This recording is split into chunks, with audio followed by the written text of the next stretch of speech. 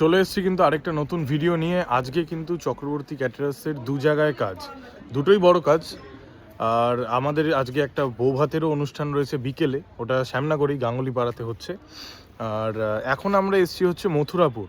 হ্যাঁ, মথুরাপুরে কিন্তু এখানেও 300 জনের অনুষ্ঠান, এটা দুপুরবেলা হবে। আর গাঙ্গুলি পাড়াতে যেটা হবে সেটা হচ্ছে বিকেলবেলা বৌভাতের অনুষ্ঠান।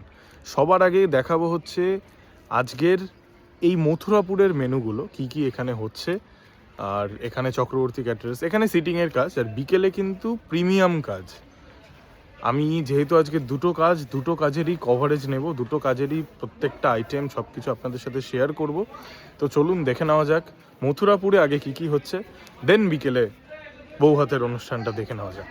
মথুরাপুরে কিন্তু চক্রবর্তী ক্যাটারার্সের এখানে কি কি হয়েছে একবার দেখিয়ে দিই। এটা হচ্ছে ফার্স্টে আমাদের ভেজ ডাল, তাই তো? ভেজ ডাল, তারপরে কিন্তু এখানে দেখতে পাচ্ছি আমরা শুক্তো, একদম সুন্দর করে শুক্তো অনেক ভেজিটেবলস দিয়ে তৈরি করা হয়েছে। আর তারপরে মেনুগুলো দেখে নেবো। এখানে কিন্তু রেডি হচ্ছে এঁচোড় চিংড়ি, দেখে নিন, একদম এখানে এঁচোড় চিংড়ি রেডি হচ্ছে। এরপরে চিংড়ি মাছটা এখানে যাবে, দিয়ে কিন্তু পুরোটা গার্নিশ করা হবে, একদম এঁচোড় চিংড়ি, দেখে নিন। তেল, বাদাম, বড়ি সব কিছু দিয়ে কিন্তু আমাদের লাল শাক কিন্তু এখানে রেডি হয়ে গেছে, দেখে নিন। পুরো গরম গরম সার্ভ করা হবে, রেডি।